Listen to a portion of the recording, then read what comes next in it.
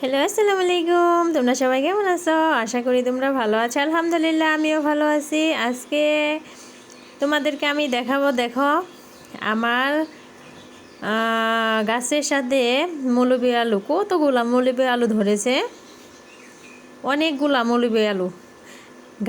আলুর ভরে গাছটার মাথায় ভেঙে গেছে।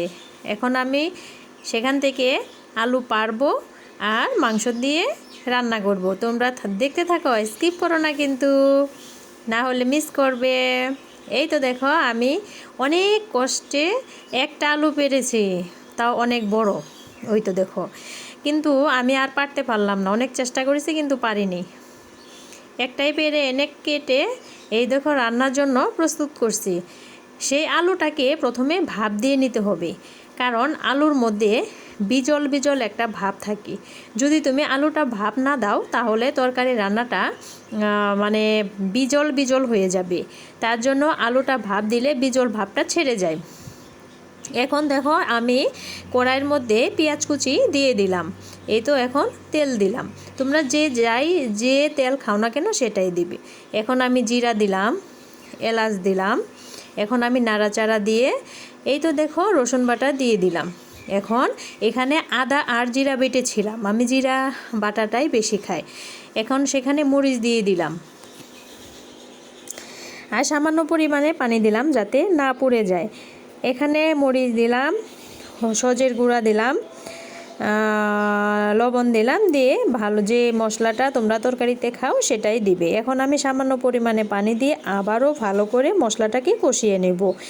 মশলাটা কষানো ভালো হলে তরকারি এমনিতেই অনেক মজা লাগে।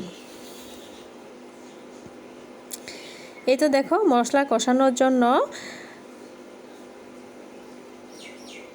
আমি সামান্য পরিমাণ ঢেকে দিয়েছি। এইদিকে মাংসটা আমি ধুয়েই এনেছিলাম, আবারও মাংসটা আমি একটু পানি দিয়ে ধুয়ে নেব। এই তো দেখো, মাংসটা আমি দিয়ে দিলাম। আগে আমি মাংসটা ভালো করে কষিয়ে নেব, তার জন্যে মাংসটা মশলাটার সাথে যাতে মিক্সড হয় তার জন্য নাড়াচাড়া দিয়ে ভালো করে মিক্সড করে নিচ্ছি।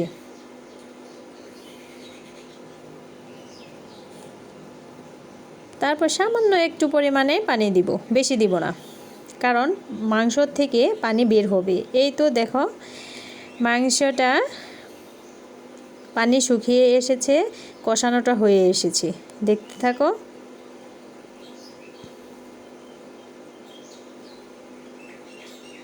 এখন আমি আবার একটু সামান্য পরিমাণে পানি দিলাম যাতে মাংসটা ভালো করে সিদ্ধ হয়। আবার একটু ঢেকে দিলাম। এই তো দেখো মাংসটা,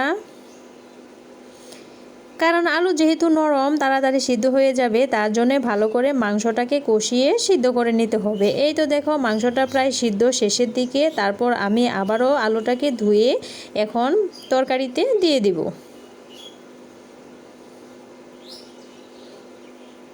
এই তো দেখো, আমি মাংসটার সাথে আলুটা ভালো করে আবারও মিক্সড করে নিচ্ছি।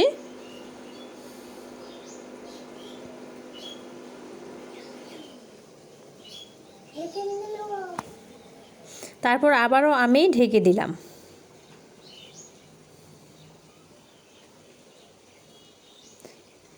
এই তো দেখো মাংসটা, পানিটা প্রায় শুকিয়ে এসেছে। আমি বেশি পরিমাণে পানি দিব না, মাংসটার মধ্যে বেশি পানি দিলে মজা লাগে না। এই তো দেখো, এইটুকু পানি একবারে দিয়ে দিলাম যাতে মাংসটা সহ আলুটা সহ সিদ্ধ হয়ে যায়।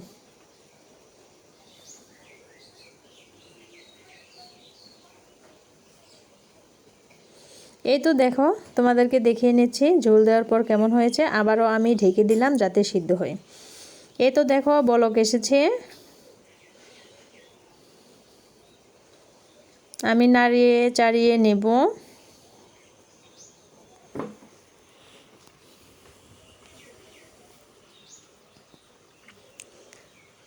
এই তো দেখো, আমি আবারও ঢেকে দিলাম।